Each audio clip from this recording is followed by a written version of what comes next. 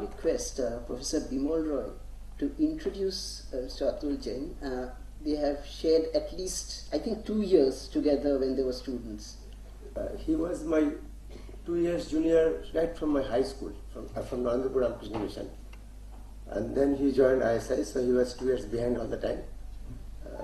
And after his MStat, well, he was an outstanding student in his batch. He was very recognized, very well loved by all the teachers. And as we all did, he went to the United States for doing a PhD. Thank God that he didn't do the PhD there. He had developed an interest in other things like playing cards. And for the sake of playing cards, he did quit research. And then I think for his sheer existence problem, he had to get into what we call entrepreneurship. And he took that challenge of life. And here he is now. He's a very established entrepreneur. I have visited his office in Washington, D.C. He has his offices in Tel Aviv, Israel, in New Jersey. And while discussing with me about 4 or 5 years back, well, we just suddenly decided that he should have an office in Calcutta. So he has an office in Calcutta, about 100 people working there. He has an office in Bangalore. So he's truly global, what we call in Indian terms MNC. He's in our term the owner, and I'm just amazed to see the way he has developed himself into this one. And one more thing I should mention, that this shows some incapability from our side. I think Amitabh Banerjee, are you here? Yes. So after I became director a year back, he did pledge a support of ₹1 crore to ISI for doing certain kind of research activity. So we had to give a plan, and I entrusted it to Amitabh Banerjee to work out a research plan in which students could take participation. And that ₹1 crore pledge is there. I'm yet to accept it from him. So probably, Atul, I think in few days, now Amitabh will feel a little bit ashamed and he should do the work, and we'll just come out with a plan. And we can utilize this ₹1 crore for projects and research which will benefit the students. Thank you, Atul.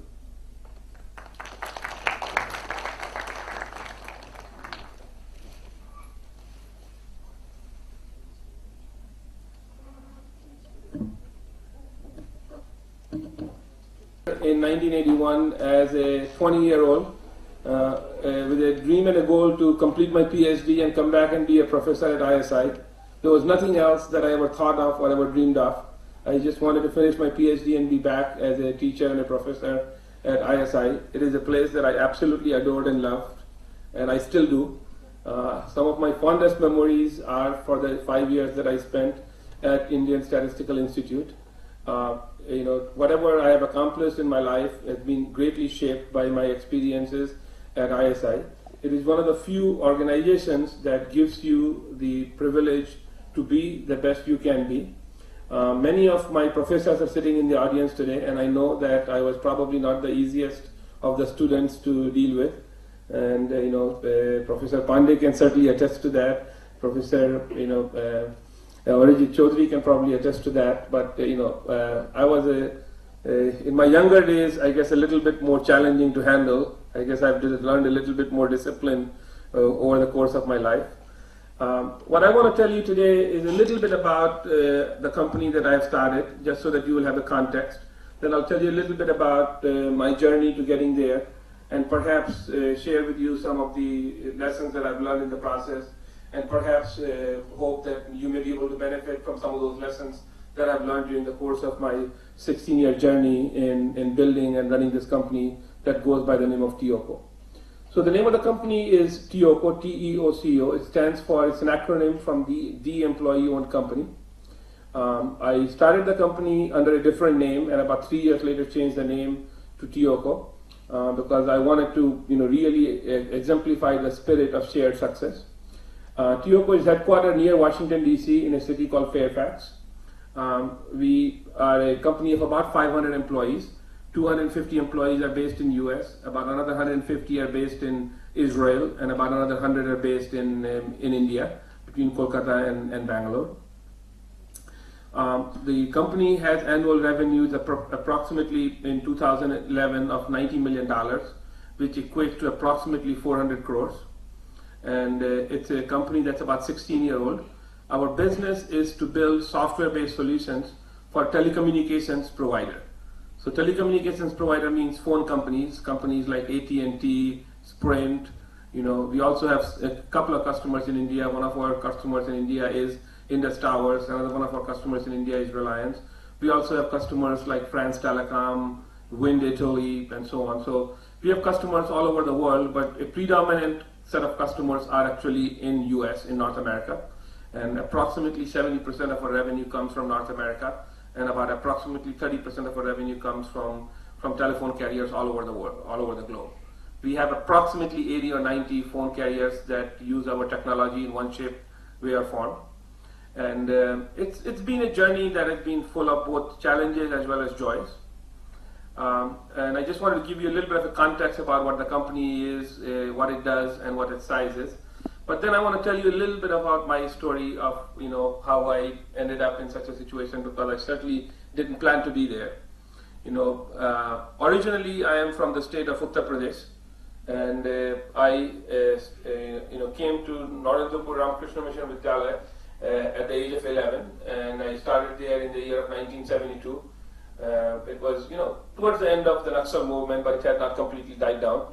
Many in my family were afraid that why I was going to such a place, but I didn't know, and I didn't care. I was just excited to go someplace. When I graduated from Narendrapur with a higher secondary in 1976, then became the question of what do you do next. And I was pretty good in math in those days, and so my teachers told me that Bimol ISIAA gache, tu ISIAA ja. So I followed in the footsteps, and I came here really to follow in the footsteps of Bimal. And we were, as he told you, together here for several years. And then I joined ISI, and I left ISI to do a PhD in probability theory to University of Illinois at Urbana-Champaign. When I went there, I thought I was going to work with Professor Burkholder. Then I soon realized that everybody who went to Urbana-Champaign wanted to work with Professor Burkholder.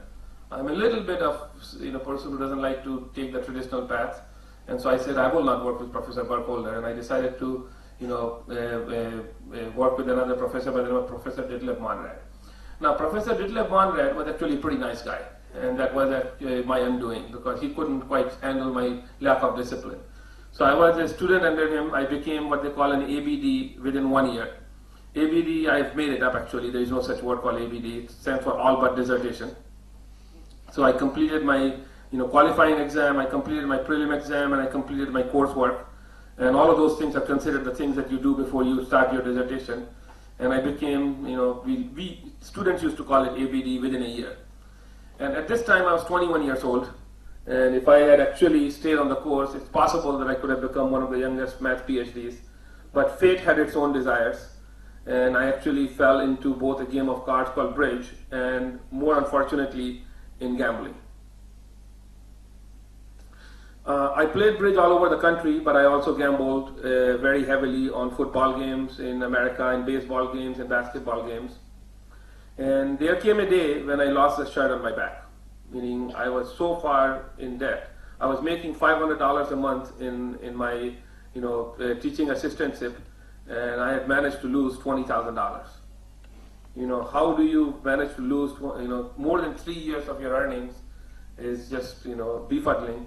If I were to make a mistake of this magnitude today, I don't think I could recover. But at the time, I guess my income was low enough, and I was still young enough that I said that maybe I have a chance. So finally, there came a day when I came to realize that perhaps this was not a winning way. And I just lost I made a bet, and through a very unfortunate set of circumstances, I lost that bet, and I was extremely dejected. And I was sitting in the bathroom thinking whether my life was worth living or not. And it was a great time of introspection for me. There is a English movie by the name of It's a Wonderful Life. I don't know if many of you know it or not, but it's the story of George Bailey, who is running a small savings and loan in this small town. And it started by his father, but he's the guy who's basically running it. He's a young man with all kinds of dreams and goals, but for the betterment of his Bedford Falls was the name of the area that he lived in. he continued to run that savings and loan so that he could save the whole village from the clutches of a big, big money guy who used to charge exorbitant interest rates. One day, he misplaces, actually its uncle misplaces about $8,000. And it turns out that the bank is in trouble, savings and loan, and he's going to go to jail. And he has no clue what to do. So being completely distraught, he decides to commit suicide. And then they see in the movie that George is going out to jump in the river. And then there is this angel that is sent from heaven to save George. And he is angel second class because he hasn't earned his wings yet. So this angel is sent down to earth to save George Bailey. So as George Bailey is thinking of jumping in the river, this angel decides to jump in the river ahead of him. Okay? And so the George, seeing somebody in trouble, his natural instincts give rise, and George jumps into the river to save this angel. So finally he pulls this angel out of the river, and so this angel is telling him, George, I saved your life. And George says to the angel, you must be crazy. I'm the one who pulled you out of the river. And he says, well, I still saved your life, because weren't you thinking about jumping into the river? And by me jumping into the river ahead of you, I stopped you from jumping into the river and committing suicide. So then George says to him, I wish I was never born. He says, do you really mean that? He said, yeah, I really mean that. So he says, well, you weren't born. And they show what the town would have been if George Bailey had never been born. And all the people's lives that he had impacted during the course of his life that he had helped, they show what the town would have been if George Bailey had never been born. And I just had no clue what this movie was. I had no clue who this actor was. I just happened to be watching it because I was so disgusted with myself and with sports that I wanted to watch something besides sports. And in that moment, I guess something inside me woke up, and I said to myself, perhaps my life is worth living. And one day, if I ever make it back, I'll try to lift as many people as I can. Fortunately, I'm standing here in front of you today, so I guess I made it back. It was a long journey, but it really did help me. It really did help me to fall so low. The young man that Professor Bakshi knew was an arrogant young man who could do no wrong. Right, Professor Bakshi? Okay? So I was a pretty good student, and I kind of knew this, and somewhere along the line that turned into arrogance. And I don't think that I would have been possibly where I am today if I hadn't learned my lessons in life and failed. So failure, I've learned, is an integral part of being successful. And if you can rise from your failures, perhaps you have a chance of being successful. When I looked at from the bottom of the barrel, and I had no further down place to go, I was as low as one could get. It was a really long, hard journey in front of me, and it took many years, and I still had no clue how I would make it back and what would I do.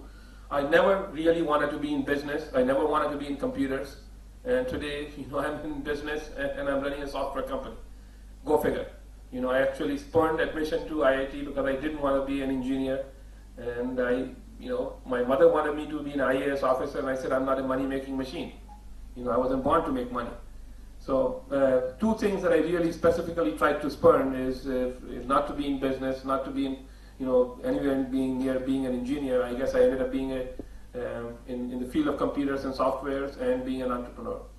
But at heart, the desire to teach never really died. The desire that was there to teach always burned pretty brightly. And I can honestly say that my greatest joy even today is teaching and coaching and mentoring. And I guess I'm teaching something other than mathematics and probability. I'm teaching about entrepreneurship, about life, about how to be a successful entrepreneur, how to be a successful professional. I actually think I'm pretty good at it.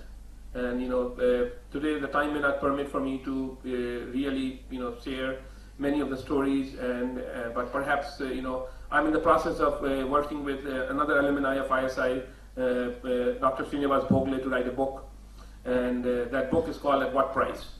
And we hope to publish that book within the next 12 months, and hopefully that book will give you a little bit more of a detailed account and a detailed story of the journey I took, the lessons I learned, what I was able to figure out, what I was not able to figure out.